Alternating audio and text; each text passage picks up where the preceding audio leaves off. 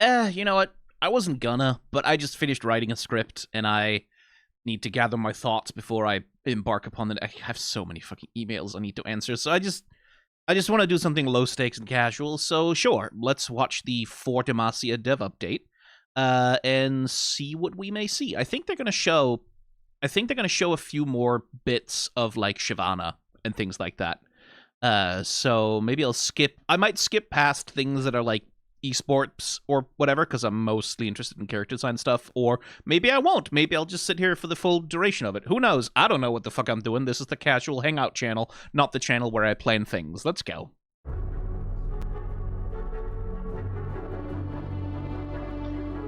Ah, the Tibber statue. Hey everyone, I'm Paul, aka Pabro. And I'm Andre, also known as Metal. Welcome to Season 1 of 2026. We're back to talk more about some of the things we have coming this season, as well as a little bit about some plans later in 2026 and beyond. First though, let's quickly recap what you can expect when you log in tomorrow. They're doing like a new metagame, which is like a little management sim thing. Ooh, hello, hang on. No. Oh no, they've shown some of those. I should really, honestly, I should just do a video where I react to some of the skins and shit that they've been showing. Because I think Battle Academia Professor Samira, a skin which I think should be much more fan-servicey than it actually is. That one they have shown, but I guess we're getting firecrackers coming back for Lunar Revel, which makes sense. A bunch of this has already been posted all over social media, so I'm not telling anyone anything new here, I'm sure. Whether you're playing ranked, normal. And then, of course, people have been detail hunting in the background with, like, all of this is intentional. Riot knows what the fuck they're doing. Where there seems to be a new Camille skin. I think that's the Battle Academia Briar skin. There's some other stuff. That's the Mecha Orn that they've shown. Or swift play. And I think that's Shyvana there. Right off the bat, in those queues, you'll be hitting your first minions faster as we increase speeds in champ select and the first minion and jungle spawns. We also adjusted some gameplay systems like Phalites for expanded temporary warding zones, 9 new and returning items, and a new demolish-like mechanic on towers called Crystalline Overgrowth. We've streamlined some objectives as well, removing Artican Bye-bye, Artican. as well as feats of strength. And we've made the remaining epic objectives, like Baron and Dragons, a bit stronger. Finally, we're also adding a unique role quest to top. I will say, I am constantly, and I say this often because it is like like like an addict. I struggle with the impulse to relapse. I have been seeing the gameplay changes they've been making to League of Legends, and it keeps making me go, maybe now? Maybe it would be fun again? Maybe I would enjoy myself again? And it's that siren song, right? Maybe that'll be the thing that makes it actually... But I just, in my heart, I just am not that much of a competitive gamer, right? Like, I main support in League of Legends primarily, sometimes top lane, because I don't care about outplaying my opponent. I don't really care about like fighting and winning and shit like that. I care about helping my team, right? Like that, for me, that was the part of League of Legends that was the most fun. I don't want to be the AD carry, but I want to be the guy who's the reason that the AD carry gets to pop off, right? Like that's my vibe. I want to be the guy who's the reason that the AD carry gets to fucking roll a pentakill or whatever. Like that, those are the high points of the game for me. I don't give a shit about personally outplaying anyone. Like I just don't care. I don't have that gene in me. I don't have that impulse to compete. And League of Legends has for a long time pushed further and further and further into the competitive aspect, right? Like that's more and more and more because I was playing from fucking season 2 back in the day, right? Like back when it was much more of a casual fun video game that had a competitive scene, where now it has turned into a competitive video game that also has a casual scene on the side, right? The balance has flipped. And as League of Legends became more and more competitive, I just found it less and less and less fun. When the objective of the game became more and more and more to win. Every time you load onto the Rift, it's about winning. You have to win. You have to be playing to win at all times. And I just don't have that vibe. Like I've always felt so fucking out of step with every other person in any normal game.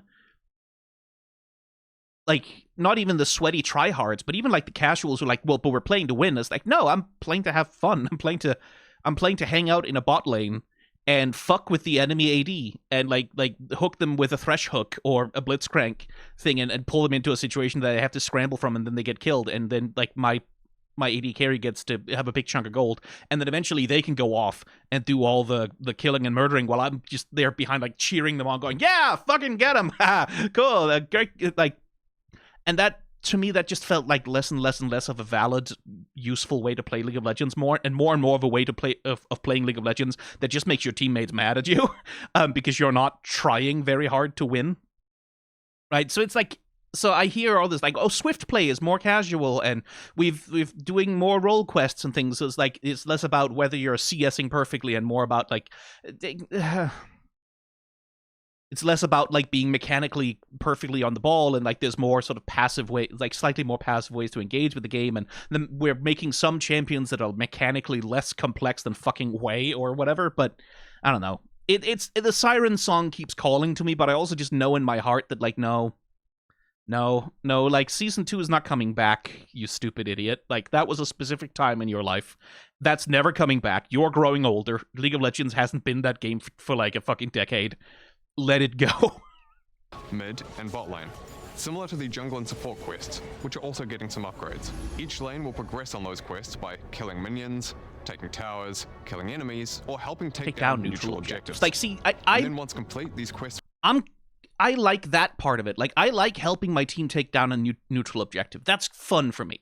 A team fight, though, I don't care for a team fight.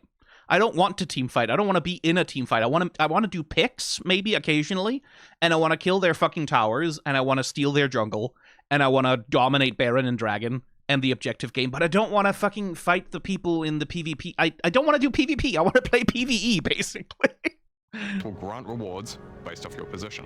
That means an increased level cap and free teleport spell for top laners. That's why I used to like Nasus, is because you can kind of, like, you used to be, you could just kind of play Nasus as a PvE game, where you're in the top lane, there's an enemy top laner, but you don't really have to care about him because you can't really kill each other, and all you're doing is you're stacking your fucking Q, and then you're breaking their tower, and then you're split farming. Same reason I used to play Singed occasionally, is just to go split farming off on my own and pressure the map and not give a shit about anything else that's happening anywhere. Again, not a way that it's particularly acceptable to play when you're playing normals, or it wasn't. I used to get yelled at a lot, and it just wasn't fun.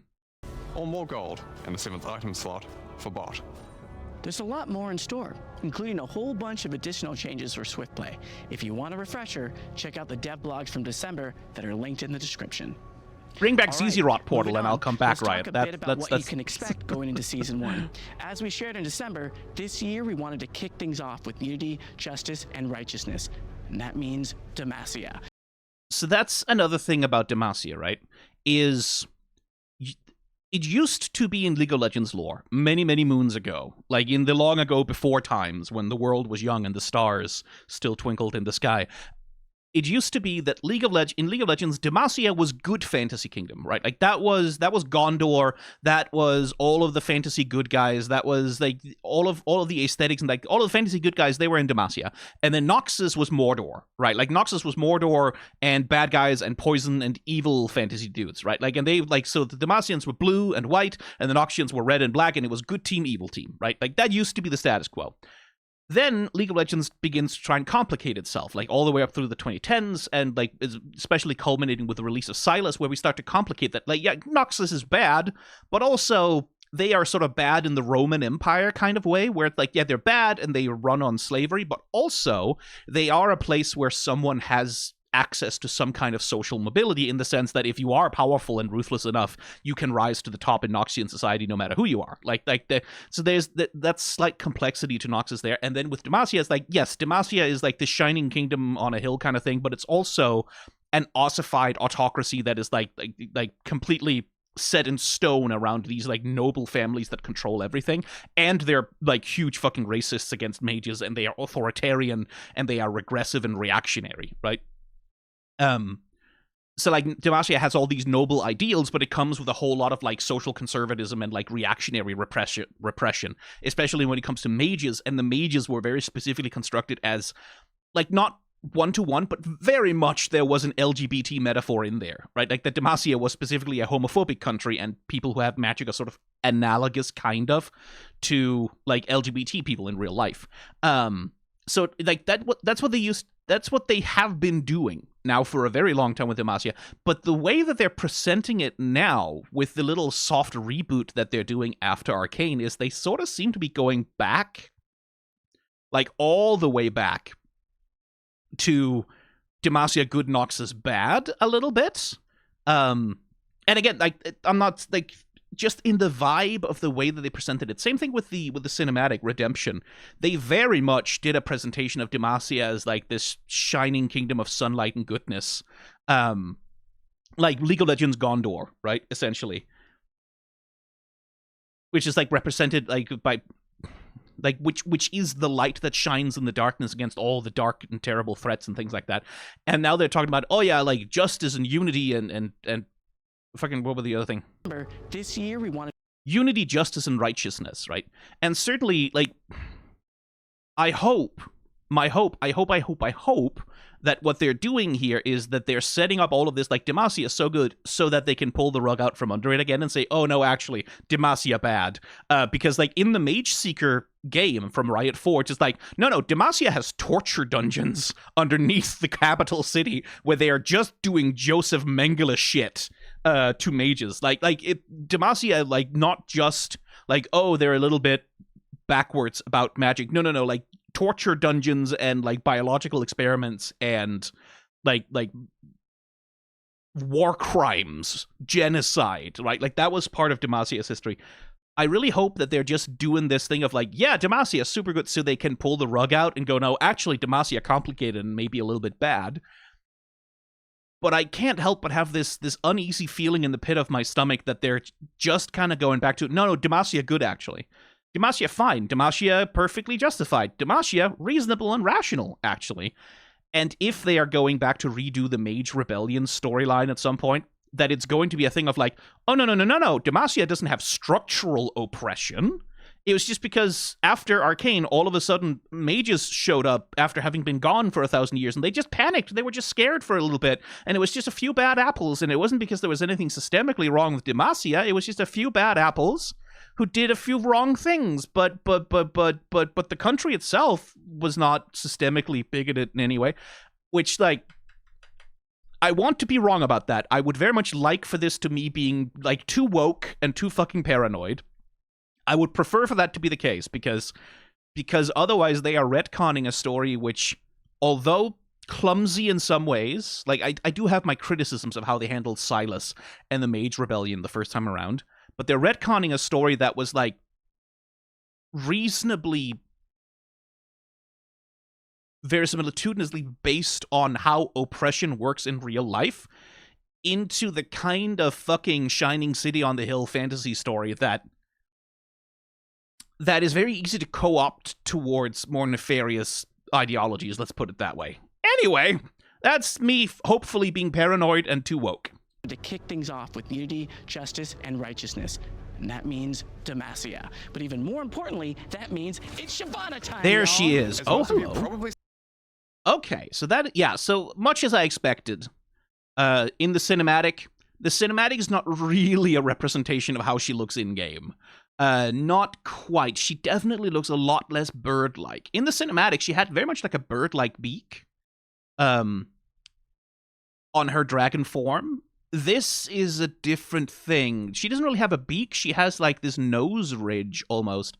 And then she has this fucking goblin shark-ass mouth. I kind of like that better a little bit. Well, sort of. Because, like, Demacia is identified with birds, right? Like, the bird wings, the silver wings, like, the winged protector, all of that. Those are all symbols of Demacia and very closely associated with the kingdom.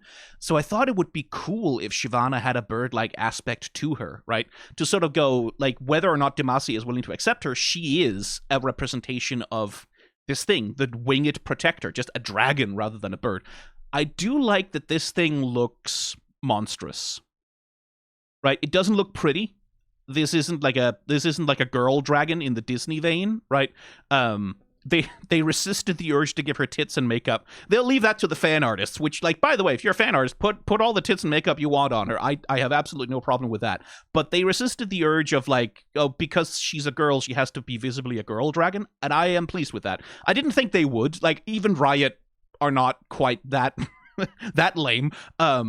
But I'm glad to see that, like, this is just a fucking monster, right? She doesn't look human. They didn't humanize her. Again, compare and contrast with Smolder. Smolder with his little fucking child face. Freaky little motherfucker. Like, they altered him a little bit after people gave some feedback, including me, upon the initial release of Smolder, going like, what the fuck is that? That's a child. That's a baby human boy in a dragon costume. What the fuck have you done to him? Oh my god. And they altered him a little bit, and now he looks a little bit more dragon-like, and it's like slightly less horrifying. But thank God. Thank God they didn't try to anthropomorphize Shyvana dragon form. That would have been horrifying. Imagine if they designed Shyvana the same way they designed Smolder. Oh no. Anyway, she does look pretty good. I need to get into the model viewer and look at her full model. Is she in the model viewer yet? She wouldn't be, right? Kada, you don't have Shyvana there yet, do you, in the new form? No, that's still the old Shyvana. Okay, I'll have to wait for that. But certainly, like, I'm gonna see if I can get it up on screen for you. It's a better dragon. Like, it's a better, like, low bar to clear, but it's better than this gangly fucking freak ass wyvern thing. It's a low bar, but they cleared it. That's what matters. They cleared the very low bar, and I am glad to see it. Now I want a better look at her actual human form. She's looking pretty. Oh, hello. Okay. Oh, okay. So they're doing all right. I'll reserve a lot of my judgment for once I can actually look at her in the model viewer and shit, but I really, really, really, really like that they let her keep the tail. This is something I talked about during the reaction to the cinematic also, is Shyvana, a big part of her story and a big part of how she reads as a character is going to come down to how human can she be, right? How much can she pretend to be a human being? How much can she hide, right? Versus how openly inhuman is she, first of all, and how openly monstrous is she, second of all. Because it's one thing to be a fucking pretty little furry babe like Ari, right? Like, oh, she has some foxy ears and some tails, but she's like, that's just a beautiful woman who most people are gonna be like, oh, the animal ears are cute. The thing that is with Shyvana is this question of, like, how human can she be versus how much of her nature is draconic, right? Like, how much is she ruled by her monstrous nature versus how much can she choose to be part of a society? Like, things like that, I think, are core to Shyvana's story as a character. At least the way that it used to be. They're probably going to retcon a bunch of it for this upcoming Demacia season, but so the fact that she is visibly, undeniably monstrous, I like that. She has muscles also, thank fuck. Because Riot Games have a little bit of a thing about, like, if woman, then arm has to be thin. And if a woman has muscle in a lot of League of Legends champion, oh, she's very athletic and powerful. It's like, yeah, no, there's like the tiniest hint of muscle definition. Illaoi is a wonderful exception, but Shyvana does seem to have, like, a little actual beef. But I like that she has actual fucking dragon scales, right? She has fucking dragon horns on her shoulder, her head crest. It's not a helmet anymore. That's what her fucking head looks like. She has dragon feet as well. Design. Oh, yeah. Like, they're, like, yeah, with, like, fucking heel spurs. And after years of waiting, she's... Okay, and so they're doing a thing here, clearly. They are very specifically doing a duality thing, right? That Shyvana is this uncanny mixture between her dragon nature and then the Demacian costume that she's putting on, the armor that she's putting on, right? So we have these bits of Demacian scale, armor here on her legs that sort of mimics the shape of dragon scales, right? Same thing, you can see that on her shoulder and things like that. So she has Demacian armor that mimics the shape of her dragon scales, and then she has this mixture. You can see on the right shoulder, she has the Demacian shoulder plate with, like, the spike on it, and then on the left shoulder, she has, like, an actual dragon spike. So there's this classic half and half, like, this design is split between two competing aesthetics that are sort of struggling to control the character design or which are attempting to harmonize, right? Again, depending on how you read the character, you can see this as Shyvana trying to put on the armor of a kingdom that just doesn't quite fit her. She's like, her version of what Demacian aesthetics look like are notably more sharp and sort of like less feathery and wing-like than, and less sheer and like steely than the version that you'd get on like some of the Dauntless Vanguard. So you can see it as like an expression of the conflict that's inherent to her feelings towards Demacia, and her place in the society. Or you could see it as like a harmonious, like this is Demacia harmonizing with her nature and changing itself to suit who she is, right? Like to emphasize and suit the aesthetic that's natural to her. And it's like a happy marriage of these two things. Depends on how you look at it. But here's the thing, like, Shyvana's primary colors are red and orange, and Demacia's primary colors are white and blue. So there is always going to be that aesthetic tension there, and I like that. Update in Act 2 of this season. Now, aside from updated visuals for her base human and dragon forms, and they also resisted the urge to give, like, again, I talked about this in the cinematic reaction as well. I think for Shyvana, it would make sense. Again, it depends how much they're going to retcon her. If her story is still about wanting to be part of a human society and struggling to be a part of human society, I think Shyvana, it would make sense for her to specifically be wearing some kind of makeup, right? Not necessarily a lot, like, but for her, it would make sense that she would wear, like, maybe some lip gloss or lipstick or a little bit of eyeshadow or, like, a little bit of something, or that she might wear, like makeup and foundation to sort of brighten her skin a little bit or make it look a little bit more human, and maybe it's a little bit awkward and doesn't quite work, like maybe it's a little uncanny. There are things you could do with makeup in Shyvana's design that would be interesting from a storytelling point of view. So they've resisted the urge to put makeup on her just because if woman, then therefore makeup.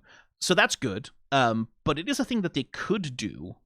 Of course, all her skins. She's got a sort of a Dr. Mundo or Volibear level gameplay rework. At a high level, her abilities remain pretty similar, but her finer kit details and gameplay feel are meaningfully updated. We really wanted to focus on connecting her two forms better throughout her kit. Good. One of the clearest connections for that is her ult. Shyvana still gains fury when using abilities and taking down champions, cannons, and monsters. When she has enough fury, she can cast her ult to transform into an actual dragon this time and breathe down fire on everyone in her path. Another part of her kit that's pretty similar to now is her passive. Shyvana will gain defensive stats and max fury for taking down champions, cannons, and neutral monsters. Jungler. Build-wise, we wanted to preserve her ability to be played both as a bruiser or as a mage. That said though, in terms of a core champion theme, we want her bruiser build to be the primary choice. That makes more sense, one for most games.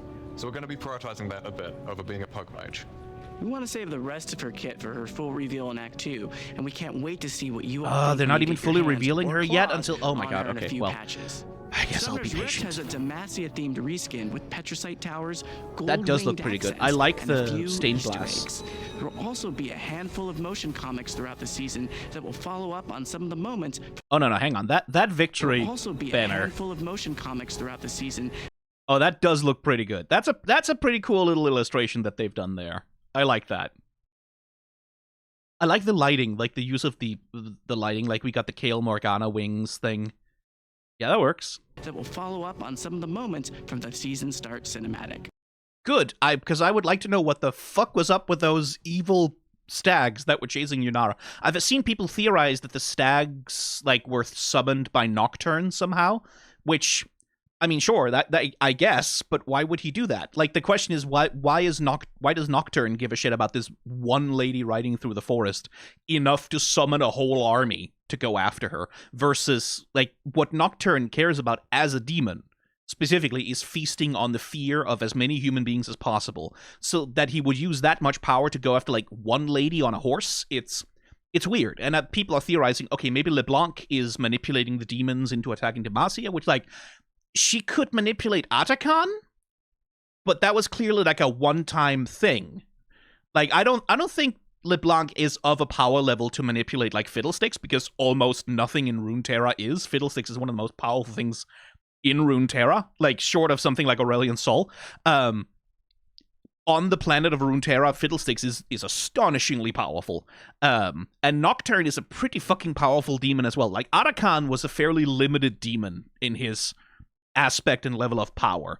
Nocturne is not. He's the demon of nightmares, like all of the nightmares. So, like, he draws his power from some very fundamental... Like, demons in Runeterra, generally, they are more and more powerful the broader their portfolio is. Like, the broader the spectrum of feeling that they draw their power from, the more powerful they are. Fiddlesticks is the demon of fear. All of the fear, all kinds of fear, every sort of fear, every form of fear, that's Fiddlesticks. So Fiddlesticks is maddeningly, astonishingly powerful. And Neela's patron, her captive sort of demon deal creature that she's with is Ashlash, the demon of joy, right? Like, and joy is another very foundational primal feeling in like sentient beings. So that demon is incredibly powerful as well. Raum, who is Swain's demon, is the demon of secrets, but that's a very specific thing to be a demon of, right? Like, that's not as broad as like all fear. So Raum is a lot less powerful and is a demon of a power level that could be controlled by someone like Swain, right? Adakan is on that same kind of level. He's a demon that's weak enough that a human being could plausibly gather enough power to themselves to control him, in a way that, like, even Mordekaiser would not be able to gather enough power to himself to control Fiddlesticks, because Fiddlesticks is fear, right? Like, Fiddlesticks is just that powerful. So I don't know that LeBlanc would necessarily, if she can, just because she can control Adakan, that doesn't mean she could control Nocturne or Evelyn for that matter, right? She might be able to mess with Tahm Kench, because Tahm Kench is the demon of addiction specifically, and that's a reasonably specific thing, whereas Evelyn is a demon of pain and pleasure. Or specifically, she's a demon of pain, of suffering, torment. But she uses pleasure to heighten torment because, you know, she has the kink thing going on.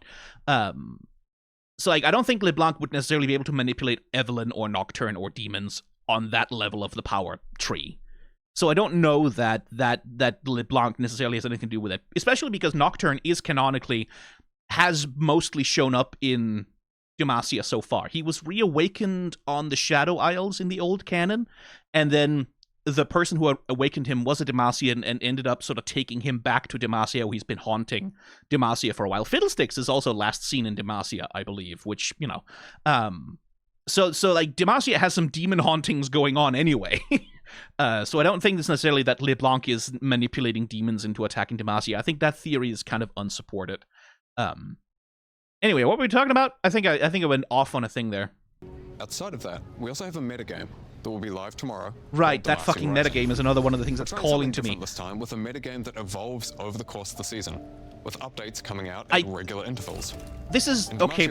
This is mobile game shit, right? Like this is fucking Farmville. This is like you wait for a timer to go down and you log in, you get like rewards and things. You use them to build things that generate more rewards and use them. Like, yeah, it's mobile game shit. I don't think this is very sophisticated, but it's like I have been addicted to so many of these. So it's one of those things of like, I kind of want to go do Swift play or at least play some TFT to progress this thing, but I know I'll get sucked in. I know that shit will eat my life. I cannot risk it. Surely I'm too smart for this. I am not too smart for this. You'll experience the rise of the Kingdom of Demacia through the eyes of a young Lux. And also because I do want Tiana Lux scenes. I want to know what the fuck they're doing with Lux now. Because again, it's not clear to me how they are retconning magic after Arcane. It's not clear to me what exactly they're trying to do. If they're going for a thing of there wasn't mages in the world very much before, except maybe in Ionia or whatever, but now that the Arcane has woken up because of what happened in Piltover, now, and then Lux is going to start manifesting magic and shit like that. That's a big change to her character. Again, because magic, especially in the context of the Demacian storyline, it used to be very obviously a metaphor for queerness. It used to be very obviously a metaphor for like not just necessarily queerness, but like all forms of like divergence, right? That there is something special and different about you that's invisible and internal to you, but like which you feel, and which the world around you is like, no, keep that shit repressed, or fuck you, you're a monster, you're a piece of shit, we'll throw you in jail. Like that used to be the metaphor there. So is Lux now at this point also still a child hiding her magic powers? Or is she going to be getting her magic powers in some sort of big magical awakening kind of thing? Because it used to be that one of Lux's best childhood friends was Galio, because Lux is the only mage in Demacia who's powerful enough to be able to awaken him just by standing next to him. That's the other thing about Lux. She's not just like the cheerful little laser girl, magical girl. Like, she's canonically in the old League of Legends canon. Lux is one of the most powerful mages on the planet, because like it normally takes like an army marching on Demacia with mages at the helm, right? With mages out front casting spells to get Galio to absorb enough magic to wake up. Lux can do it just by standing next to him. She can wake up Galio just by standing there. She can wake up Galio by firing a laser into the sky anywhere she wants in Demacia. She's incredibly powerful. Like not a little, a lot. And if it's a thing of like she doesn't have her abilities from childhood, it's going to change a lot about how she gets characterized throughout the thing. I'm not saying it's necessarily a bad thing. You can still tell a good story about it. It's just, I'm curious. I want to know what the fuck the deal is with Lux.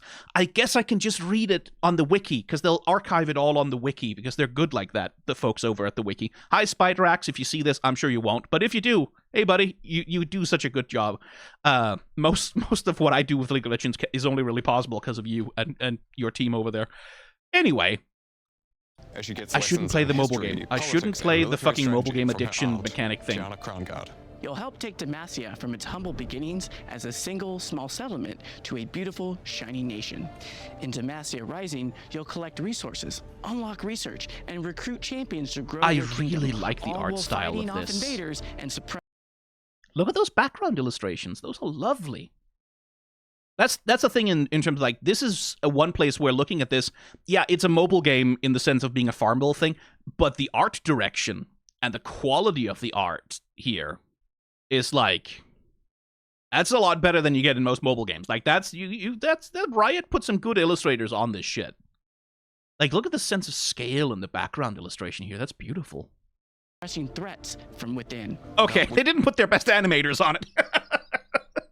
With apologies, but the walk cycle of these guys. While fighting off invaders and suppressing threats from within. Unlock researching threats. That's the with apologies to the animator who had to handle this. Research and recruit champions to grow your kingdom, all while fighting off invaders and suppressing threats from within. I am crap walking sideways into the enemy. That's a little funny. So that's rigged sort of 2D like sprite animation, where the animator will have an illustration, and the illustration is broken into different parts, and they have to sort of move the different parts like a paper puppet. So they can't rotate this guy. They can't make him actually face the enemy, so he kind of has to crab walk sideways, because they can't actually hand animate him changing like the actual shape of his thing. We took a lot of learnings from previous metagames, and we wanted to make sure you could... So, like, the animator's working with what they've got there is what I'm saying. It's just that little crab walk sideways was very funny. Play the way you wanted to, rather than needing to, say, dedicate 15 to 30 minutes at a time when engaging with a metagame like this. This time, you can spend as much or as little time as you want building and managing your cities, and you'll be able to complete fights through auto-battling. Now, if you choose to spend more time playing, though, yeah, you'll be rewarded with some bonus Battle Pass XP. And finally, outside of Demacia-related things coming this season, we also... It used to be Demacia. Is it Demacia now? Or is he just pronouncing it that way because of an accent thing?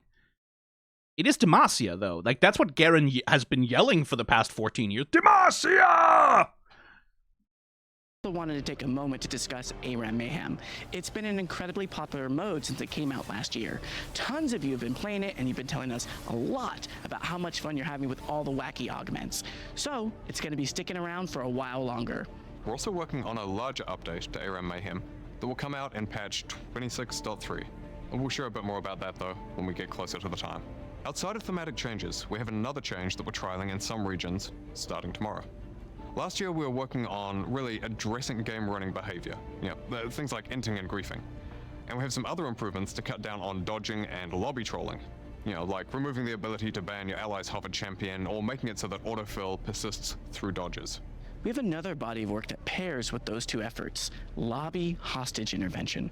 Right now, there isn't a good way for us to take immediate action on bad actors who hold lobbies hostage by threatening to run it down or just to play something that doesn't work.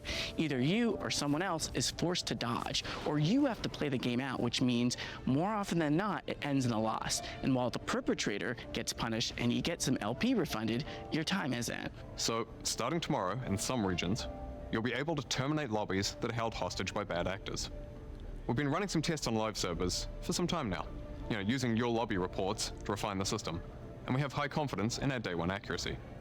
We're not going to explain exactly how this works, because we don't want said bad actors to try and find ways around the system.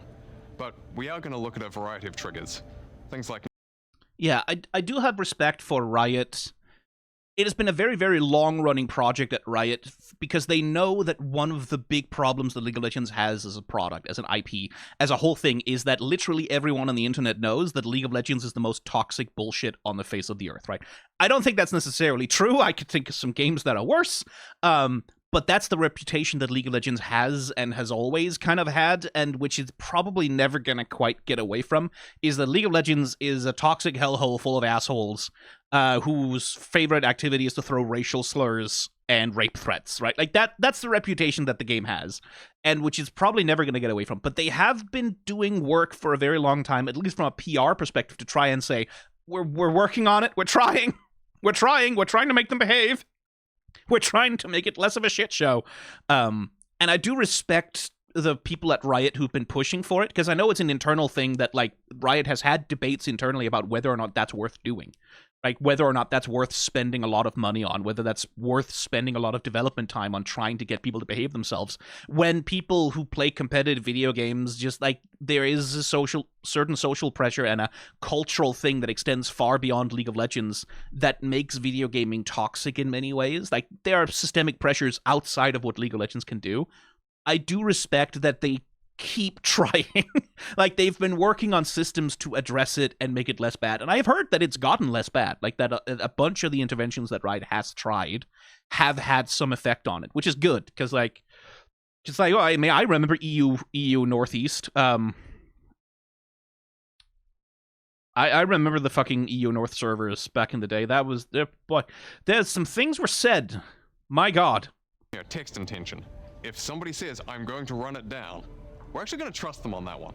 Or if they're doing something like taking ghost clans on a champ in a lane they never play, same deal. If the lobby is terminated, you'll be returned to the queue, similar to how it works now when someone dodges. If you enjoy playing viable off-meta picks, don't need to worry about it. We still want experimentation to thrive in League, so we'll be closely monitoring how the system works with manual reviews. We'll be rolling out these changes to all regions slowly to ensure that it remains high accuracy. Okay, and with all that said, we're now going to hand things over to Riot Hylia and 100 Hylia! and I'll talk a bit about some of the skins we have coming out this season. I feel bad. Like, Thomas Ranby is one of the great like skin artists at Riot Games. He is responsible in part for, well, he's responsible in very large part for the Caitlyn visual update. He's done a ton of really, really good skins for the game. And this year I had to put one of his skins on my worst skins of the year list, and I feel so bad about it. I honestly do, because he's a good artist. Like, it's not because he's bad or whatever. It's just there's one skin that he did that I just don't think is very good, and it feels bad because like we used to chat on Twitter back in the day when he was a fan artist, just doing like concepts for League of Legends Caitlyn rework, and he eventually got hired and he got to do that Caitlyn rework, which is some of the coolest shit ever. And he's done a lot of really good high quality skins. I just had to put one of them on the worst list this year, and I keep feeling bad about it. Oh wait, is that? Oh, right, they're doing a Clown Vex skin. I'm excited to see that one finished. That might be an S tier skin for Vex. If they pull that off, if they know what to do with Shadow.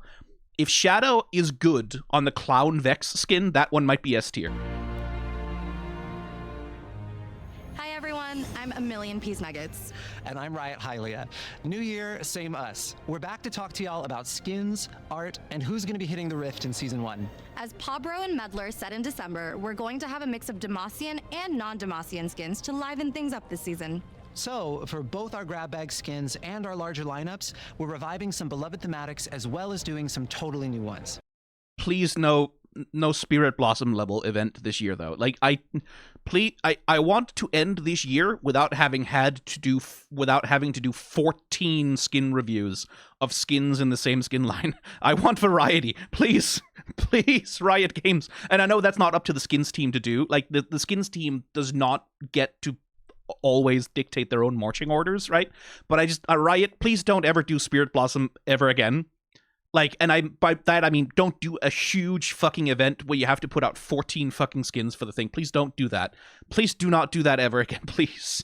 Like, Spirit Blossom in 1 year went from being a skin line with a bunch of skins to being the most populated skin line in the whole game. There are more Spirit Blossom skins now than there are fucking project skins. It's insane.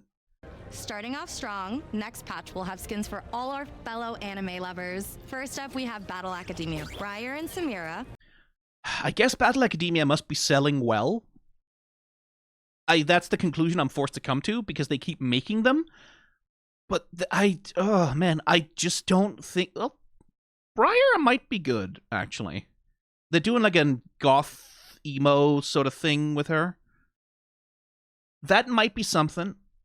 I'm not going to judge the whole skin based on being shown off in this thing. I'll take a closer look at that. Alongside our new stylized take on mecha anime with a skin for...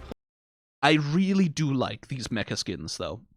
Something I really liked about Fright Night, right, is that the Fright Night skins really took a chance on doing something wild and different with League of Legends texture aesthetics, right? That they really took that fucking Henry Selick, Tim Burton aesthetic thing and really like applied it to League of Legends things and weren't afraid to have textures that sort of clashed with the main League of Legends aesthetics. They're doing the same thing with the mecha skins here. Like Ornn, maybe not quite as much, but certainly Galio is looking genuinely kind of fucking amazing in the texture work. Yeah, look at it. Look at this fucking guy. You just framed Galio. Look, like that. There's a texture artist there who fucking knows their cell anime color palette work and the ways that like highlights and shading would work in like a cell shaded like that. I'm really fucking I'm going to give a very good review to this Galio skin once it comes time to do that on the Shorts channel. I should probably write that soon, because I think those are available on the model viewer now. But I really, really like the Galio skin. I think it's really good looking. The team's done an amazing job, and he is looking so cool in-game. He is. Like, I agree with you there. Of course, we'll also be celebrating Lunar Revel this year. When we were deciding what skins to make, we had a few different ideas. We could bring back something that we haven't done in a while, or we could try something new entirely. And honestly, we couldn't decide, so... Why not both? Yep. I can fuck with that. Firecracker will be returning this year, bringing a fun... Firecracker. More Riot Red and Gold. Now, of course, with Lunar Revel skin specifically, the Red and Gold is like, that's because it's the Lunar New Year thing, right? Like, and it's specifically in Chinese culture, like the Red and Gold is very heavily associated with these things. So I don't mind it that much that Red and Gold is like present in these skins. But it is a thing of like so many other skins in League of Legends default to that fucking Red and Gold, and it's starting to become kind of like, you know, there's other color you could do teal and orange, you know, like there's celebratory and upbeat. Oh, well, speaking of teal and orange, well, there you go. That's interesting. Okay, so they're doing like a Firecracker skin for Seraphine, I guess, in this instance. Of course, Seraphine. Where they're doing like teal and orange rather than red and gold. Well, teal and blue, I guess, but I can fuck with that. I'd be curious. I'm curious to see how that shakes out. Style to the holiday with lots of, well, firecrackers. Firecrackers. And then we'll have a new thematic that we're calling Petals of Spring that we made in collaboration with Wild Rift. Petals of Spring was... Oh yeah, they're doing more Wild Rift collaboration shit. Interesting. Inspired... Oh hey, look, it's red and gold again. Inspired by the beautiful, elegant... No, right, no. Again, these are still the Lunar Revel things. Doy, I'm an idiot. Of plum blossoms against snowy fields. We really wanted something that could herald the new season of spring with that high beauty. Okay, but as a thing that's red and gold, I do like this. I like a more prominent inclusion of black as like a contrasting counter. Because like they tried, I remember Syndra, Cafe Cutie Syndra. I had trouble with her color scheme because she had red and gold, but she also had black and white in her color scheme, and she had blonde hair on top of that, which it all seemed to be fighting for aesthetic control over her color scheme. I think just by making Lilia's hair black here, that kind of balances it for me. I think that works a lot better. Like, if Lilia had like, maybe she had white hair, that would have been fine. But if she'd had, like, blonde hair or blue hair or, like, any other hair color, I think making the hair a strong contrast. Especially, Lilia also has the advantage that the clothes, like the red and gold, which tends to dominate the clothes, can be counterbalanced by the fact that most of her body can be, like, a kind of sheer white kind of things. I quite like this as a thing. I think that's pretty cool. Let me take another look at that Yasuo. For a second, I forgot there was Lunar Rebel, and I was about to complain about the red and gold and be an idiot. Okay, so they're doing a thing where his hair is sort of like a tree with, like, leaves and things. That's pretty cool. I think that's a cool idea. I would want it to be more expressed than just be, like, this fluff. I think turning Yasuo's ponytail into, like, actual branches with leaves on it, that could fuck pretty hard, but they're kind of still just doing the bulb of hair because I guess they can't change the mesh that much.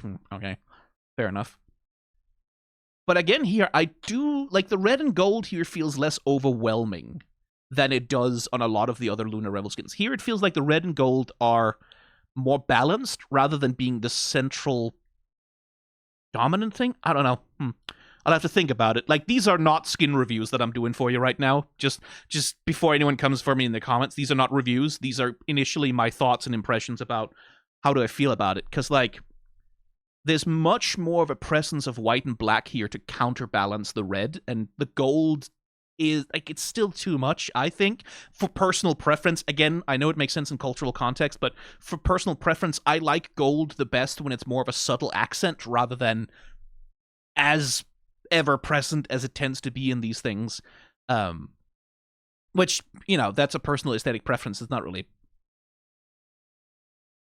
But I do, yeah, like, the higher presence of black and white here, I think does do a lot to balance out the color scheme for me. I think this does look more striking and more interesting. Just to make sure we have some tonal contrast from the fun of Firecracker. Yeah, and, like, there's definitely more of a vibe of...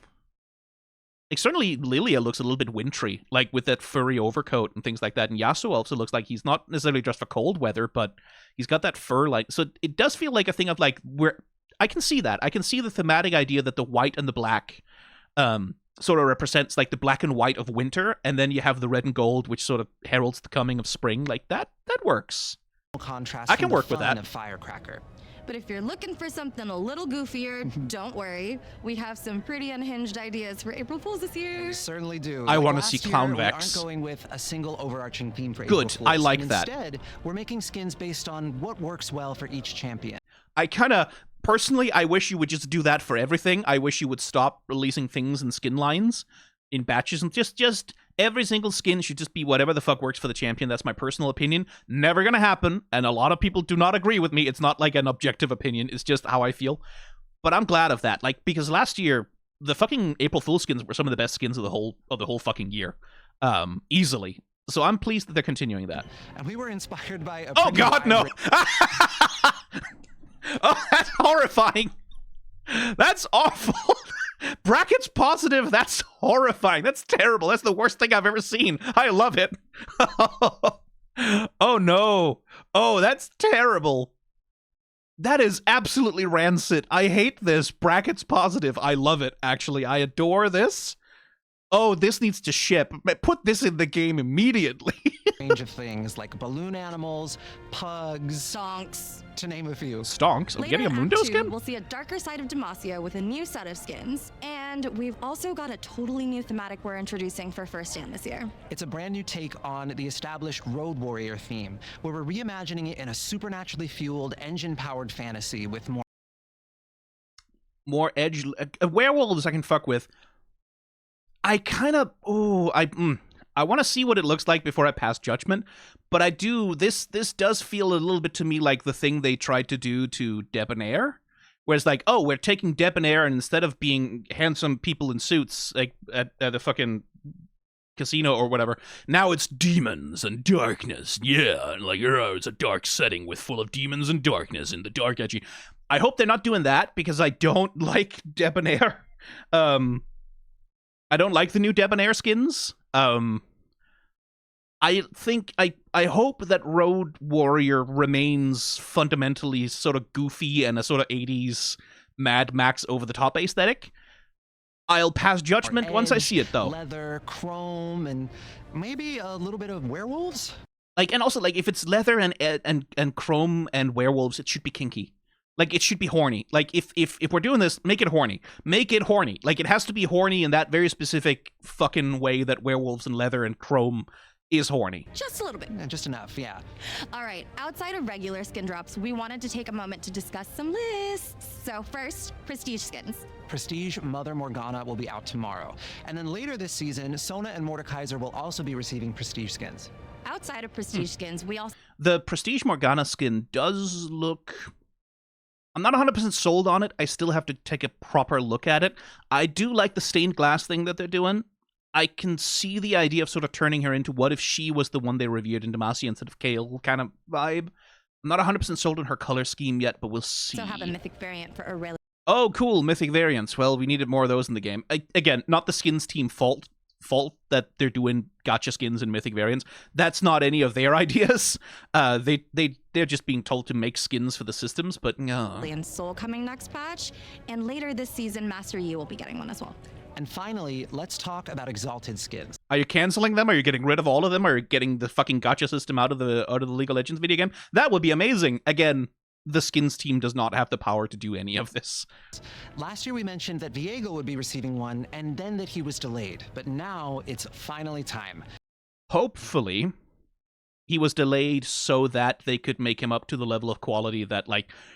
Because, like, the thing that Riot has refused to say, but which has effectively happened, is that exalted skins are occupying a combined position of legendary and ultimate skins. Right? Like, that's basically where they've put them, is the legendary skins are getting downgraded pretty heavily. They're reusing more and more assets and animation. They're being made clearly cheaper and cheaper. And the exalted skins have sort of slid into the place that ultimate skins used to have, but also they're taking over a bunch from the legendaries, right? So they're sort of varying in levels of quality between ultimates and legendaries.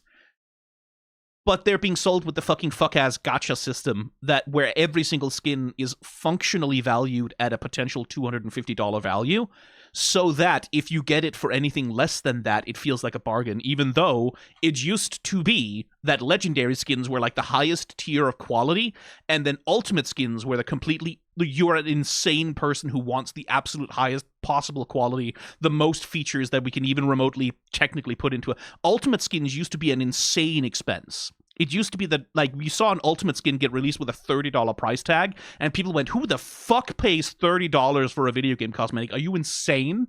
That's stupid, right? Legendary skins used to be more that thing of, like, this is the premium stuff. This is the highest quality of skin that you can normally get for almost any champion. And that was the stuff for, like, sickos who were like, free to play. Okay, I'll reward the good free to play model that League of Legends used to have by paying effectively $15 for a legendary skin. That used to be like the highest tier of cosmetic. That was legendaries with ultimates as the insane tier for crazy people, right? But now it is exalted, where it's like every single skin has a implied value of $250, and I don't know, you could spend $50 to get it. You could spend $80. If you spend $100, that's a bargain because it's worth $250. And I fuck off with that. I will never forgive Riot Games management for adopting that gacha fuck-ass bullshit. And it was TFT that pioneered it in the game. Let's be real. Like, oh my god. Yeah, I hate exalted skins. I hate the monetization. It's not that the craft is always bad. Zanusal Mordekaiser was bad. And I didn't care that much for the Jinx skin either. And certainly... Well, actually, they're all kind of bad, the ones they've made so far. But it's not that they're doomed to be bad just because they are gacha skins. They're doomed to be bad because of the context that they exist within, because of the business model that they exist to perpetuate and support. And Never forgive them for that shit. Next patch, Revenant Rain Viego will come to the Sanctum. We worked with a ton of Viego mains to talk about what the ultimate Viego experience is, and it became pretty obvious. Killing your enemies and taking over their bodies. Well, no, that's incorrect. The ultimate Viego experience is crying and screaming on the ground and sobbing and begging your girl to take you back and to get back together and simping for her so hard, and it's sitting in your room at night looking out the window while it's raining, while very sad music is playing and like bemoaning and remembering your beloved and feeling like Viego is a sick poet from the fucking Victorian era. Like, he's a consumptive little twink boy who's just with just the biggest sad broken Byronic heart for a woman who will never be able to love him like she used to ever again. He's a tragedy. What do you mean it's about being powerful? Viego is a power fantasy? No, he's not. He's a disempowerment fantasy. He's a fantasy of being the weakest little the weakest little simp boy in the world, tragically doomed to forever fail to get your wife back. That's the Viego fantasy. I know that's not what they're talking about. They're talking about the gameplay, but I'm talking about who Viego is as a person. And no, he's not meant to be a powerful badass. He's meant to be the world's saddest, most pathetic, wettest little simp. Oh, and having a huge sword. Right. But like the saddest, most pathetic, wettest little simp in the world, who is also capable of like murdering tens of thousands of people because he thinks it'll make his wife love him again. Yeah. Sword. Yeah, iconic. Yeah. So with that in mind, we narrowed Again, the sword is not... This is one of the things that people complained about when Viego was revealed to be the Ruined King, is that, well, what about all the sword of the Ruined King and the thing? Like, he's supposed to be a martial badass. Why wasn't he a martial badass? He was supposed to be like a cool badass old doomed king guy with a cool sword. And then Viego comes out and he's just not about the sword at all. Like, the sword is there, but it's not really the blade of the Ruined King is not his main thing. Oh well. in on a His main thing was the crown. Like, his main thing was the ability to get into people's heads, you know? combination of those two things. So Revenant Rain Viego Anyway, again, I'm talking about something completely different than what they're talking about. collects swords from his enemies, gaining power and unique visual effects for every class of enemy he possesses. There are a ton of cool moments and features in the skin that we cannot wait for y'all to see. So keep your eyes peeled for the trailer that drops later today. Right, maybe I should react to And that one as finally, well. we wanted to let I've seen it's like a 2D animated trailer. It looks pretty good, but on the other hand, I don't want to give any promotional attention to that fucking gotcha bullshit. So I'm kind of torn on it. you know that the Victoria Because, like, if I did a reaction to the trailer for the Viego thing, I just spend the whole time telling people, don't wail for this shit. I would spend the whole time being negative about the monetization, and then is anyone having fun watching me do the reaction? I don't know. skin this season will be everyone's favorite mustachioed muscle man, Braum. Oh, cool. As a reminder, you can Yeah, get the Braum skin has at not any had rank any- as long as you play enough games. All right, well, He's not had that's any, it for like, us. serious We'll hand cosmetics things like over that to in the a esports while. team who've got some updates on their plans for the year. Thanks so much for watching, and we'll be back soon. Bye. Bye. All right, esports. Oh, that's a long fucking segment. I might not want to watch all of this. I might skip over this, so you'll have to go watch Hi, it everyone. yourself. I'm Waylon. Don't rely head of on me. International Publishing and Esports. And I'm Chris, head of League of Legends Esports. We're incredibly excited to welcome you to the start of the 2026 League of Legends Esports season. 2025 was a historic year for us, filled with unforgettable storylines, big changes to the format, and incredible competition. I will say, I like Fearless Draft in esports. I enjoyed that for all of Worlds. I liked, like, whenever it showed up, like, whenever it's used at esports competitions, I think it's better. I think it's better that it forces more creativity with the picks and things like that. I like Fearless Draft. I don't know how the pros and the actual people who like really closely follow esports feel about it. They feel negatively about most things that Riot do, because anything that introduces change introduces instability and uncertainty, and that's not good for them, especially when the esports ecosystem is already so fucking fragile. That bubble, I don't know that the esports bubble ever popped, but it sure as fuck did deflate. And of course, a huge congratulations once again to T1, who made history by becoming the first team ever to win 3 consecutive world championships. I will say, first team ever to win 3 consecutive championships in, 15 years of competition? So it's not like... it's not like first team ever to win 3 consecutive world championships in, like, I don't know, football or whatever. What an It's not a unbelievable 100-year history accomplishment sport. for them and for all the fans who followed their journey. Still, it is Now, fucking as we turn the page holy to shit, new year, T1.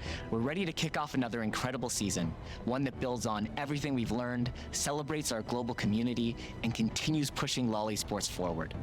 Let's dive into what's ahead for 2026 and some key updates shaping the future of LoL Esports.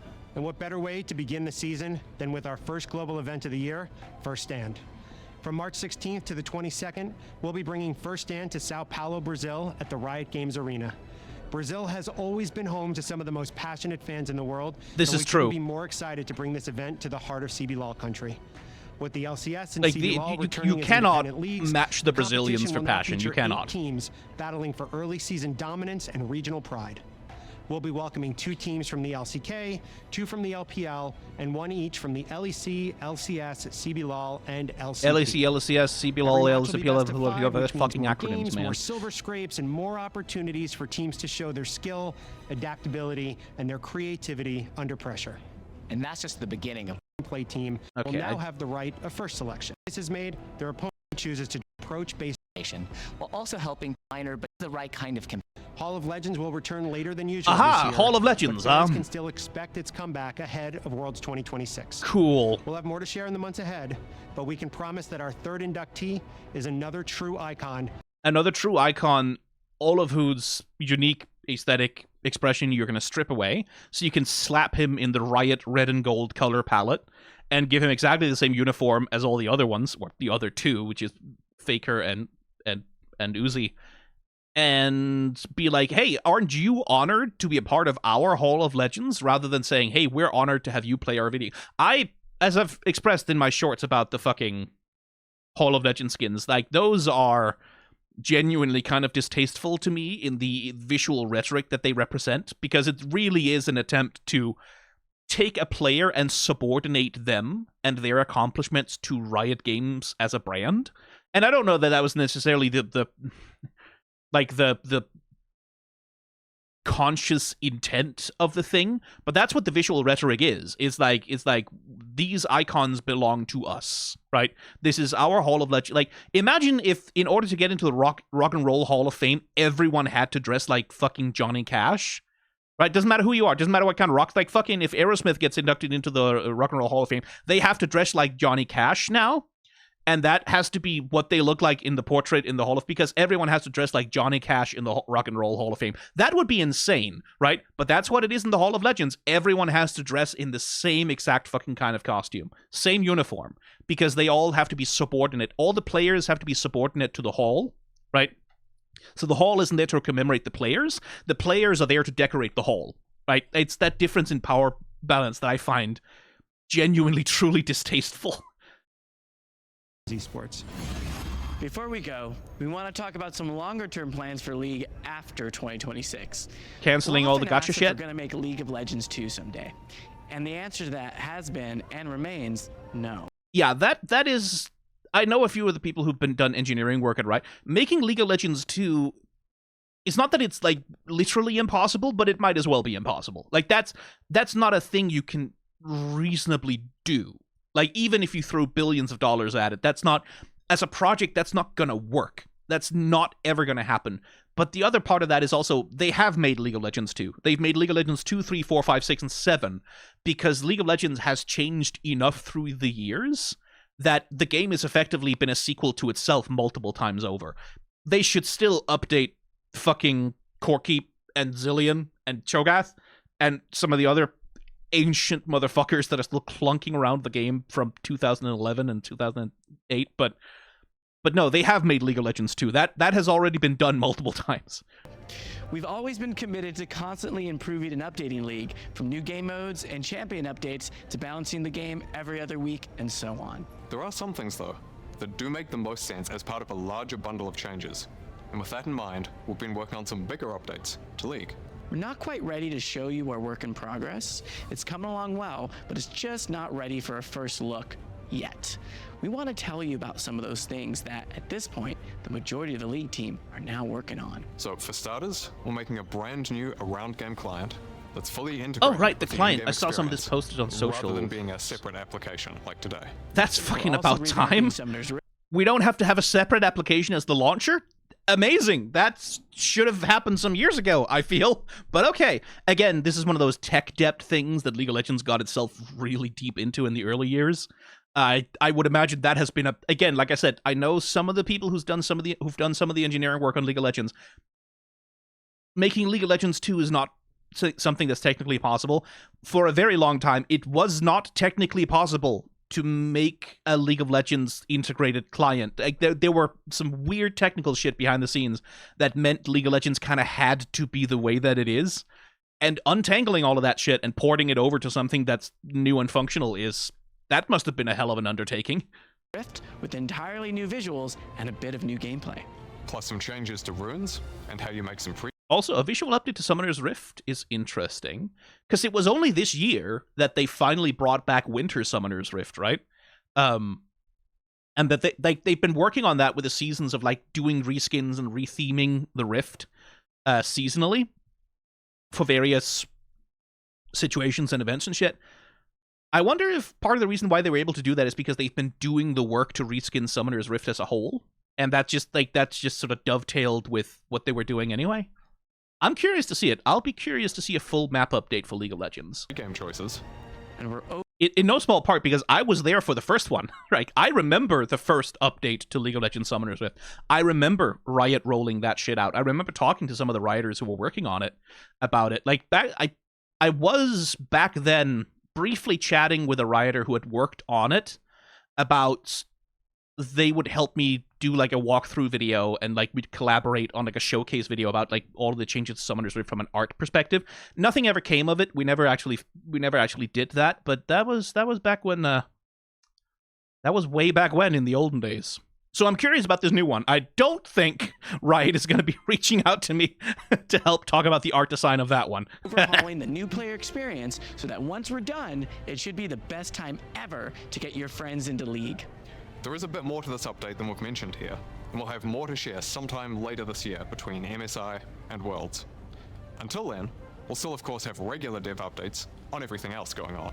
Your love and dedication to League is what drives us to make this game better. Your voices and input are vital to League and will help shape where we go next. So as always, thank you so much for your time, your support, and just for everything. Good luck, have fun. Okay, but my voice is please delete the gotcha bullshit from your video game, please, and thank you, goodbye. I still remember when these two poor bastards, well, I can't remember if he was there, but Meddler was there, had to stand there and be like, yeah, we have to make more money from you. You have to pay us more money. We need you to give us more money, please, because if we're not making enough money, so you have to give us more money. And they were saying that. Like, and that, again, they were saying that as like, well, it's just a practical reality that we have to make more money from all of the players who play League of Legends, and free players are just kind of freeloading in the game. They said that shit out loud, that free players were kind of just freeloaders in the game. And that's an attitude, again, I don't know that I would ascribe it to them, because they're just the spokespeople, but it's an attitude that Riot Games as a company fucking has. That's part of the reason, like, that's what the gacha system is as a philosophical element of the video game is. Yeah, the free players are freeloaders. It's the same thing, like, that's part of the reason why Battle Pass skins have had a tendency to be kind of shit, is because Riot were trying to see if they could get away with serving the free players slop, and then making the actual good cosmetics exclusive to people who would only pay for them, right? That was what the system was for. The system of the Battle Pass free skin, it is for giving people who are free players a second tier of lesser cosmetics, so that they can induce the FOMO of like, well, I have these cosmetics already. I have the buy-in of being bought into the cosmetic systems. I play with cosmetics. I have bought into the idea of customization. But the cosmetics are shit, and there's some good ones available for money. So it's an attempt to convert people from free players into paying players, because Riot has been chasing line go up because they are running into their market cap, right? Like Riot is running into the market cap for League of Legends. The post-COVID boom is over, and they are feeling it. And Riot has been pushing its developers more and more and more to find more and more ways to monetize and more ways to optimize engagement and lock people into their ecosystems. And it's ugly. It is ugly. And it sounds like I'm being an old man yelling at a cloud here, but it didn't used to be that way. Riot Games didn't used to think that way. That didn't used to be the company philosophy. Like, even up to, like, some of the people on the executive level, that didn't used to be how they thought about League of Legends. In no small part because the line was going up, right? Because League of Legends was meteorically growing and was always making more money year over year. But now the structures of capitalism are asserting themselves. League of Legends is running into its market cap. It's running into, there's a finite number of people in the world that you will ever convince to play League of Legends, and there's a finite number of people you'll ever convince to pay for League of Legends cosmetics. And the only response to that, when you are a capitalist company and the line has to go up, it has to. That's not optional. You have to show growth year over year. That's how it works. You have to grow forever. Once you run into the problem that you can't really drag in as many new players, you can't convince as many new people to come and spend on your game as you used to be able to, the only option that's left is to squeeze the people you already have for more money. At some point, that becomes the only option left, is to get the people who are already paying or who are already invested to invest more and pay more. And at some point, they're going to run up against the problem that they can't squeeze any more fucking blood from the stone. At some point, they're going to run into a problem where they cannot get people to pay any more money for any more League of Legends bullshit anymore, because there's too many other things that cost too much money, and people don't have the same level of disposable income that they used to. Wealth inequality is skyrocketing. And at that point, the only strategy that's left is whale hunting. Like, the only strategy that's left to keep the line going up is find the people that you can squeeze for everything. Find the people you can addict so hard that they will, like, fucking ruin their mortgage to purchase cosmetics for your video game. Find the people that you can grab with addiction. And that is what a gacha system is. 99.9% of people will never become addicted to gacha. The vast majority will never have a problem gambling with gacha. Never. Like, we'll all be fine. In the same way that the vast majority of people who go to Vegas don't end up gambling addicts, right? The vast majority of people who drink alcohol don't become fucking alcoholics. But the small percentage that do, the small percentage of people who get sucked in by this bullshit end up paying astonishing amounts of money into these systems. Astonishing, insane amounts of money. And gacha, as a system, is specifically engineered to hunt for those people, to exploit their vulnerability to addiction and exploitation, and take advantage of it to the absolute fullest, to drag as much money as physically possible out of their wallets. And it's predatory, and it is evil. It is evil to put that shit in something like a video game. There's a reason gambling is something that we regulate. It's because it is perfectly fine to gamble responsibly, in controlled settings, with regulations and with safeguards that prevent you from being taken advantage of too brutally by these gambling companies. Then it's fine. But when you start to normalize the idea of, oh yeah, gambling can just be a part of every video game you ever play. Gambling, we could make a whole fucking website that's nothing but a gambling site where you can bet on, hey, is Israel gonna kill half of all the Palestinians left in Gaza this year? Bet on Kalshi.com. When the world is turning into gambling, and that's another classic symptom of a capitalist system that's in crisis. That's another symptom of a system that is desperately looking for the next line go up, right? Same thing with AI. AI is part of the reason why industries like video games are so desperately clinging to AI, so desperately trying to push it, is because they've been promised that that's the next line go up. That's the next thing that's going to generate $10 trillion out of thin fucking air, so that the line can keep going up forever, so that the party will never stop, so the bubble will never burst. And NFTs were the same thing, and crypto was the same thing. AI is the same thing, and now it's going to be gambling. It's going to be Kalshi. It's going to be gambling. It's going to be all of this gambling bullshit. It's going to be gacha. It's going to be financializing and turning everything into a market, which is that what they've been trying to do with crypto, right? Like, that's the underlying philosophy of crypto, is that everything in the universe, all of it, should be a financialized asset. It should be a thing that you can gamble on. It should be a thing that you can fucking treat as an investment object. All things. And the gacha shit that they're introducing into League of Legends is the same thing, right? I'm counting the days. I am counting the days until Riot announces that they are going to make an internal market for cosmetics like what CSGO has. I know for a fact that people internally at Riot have already tried to pitch that shit.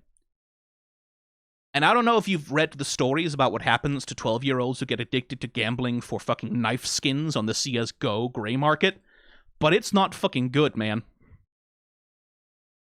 Like, the only reason why Riot wouldn't want to do that is because they're not quite as libertarian as Valve is, and they wouldn't, like, Riot as a company wouldn't be willing to let other people make millions of dollars creating a gambling market with their video game assets, right? Like, Riot would want to control that, and I'm counting the days until they do some Kalshi shit, until they fucking partner with some fucking gambling-based prediction platform bullshit thing about ways you can wager your cosmetics and you can win fucking in-game currency or fucking whatever. I'm counting the days until some executive dickhead motherfucker at Riot makes that a fucking mandatory part of the game experience. It's not going to be mandatory at first, by the way. It's not going to be mandatory at first. It's going to be, oh, it's optional. It's a little side thing. Maybe only very limited, only one or two things. There's not very many things on.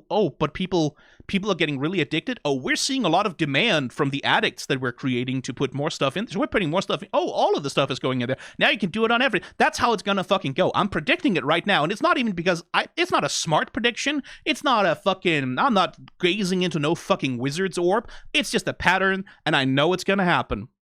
On a long enough timeline, that's where it's going to go.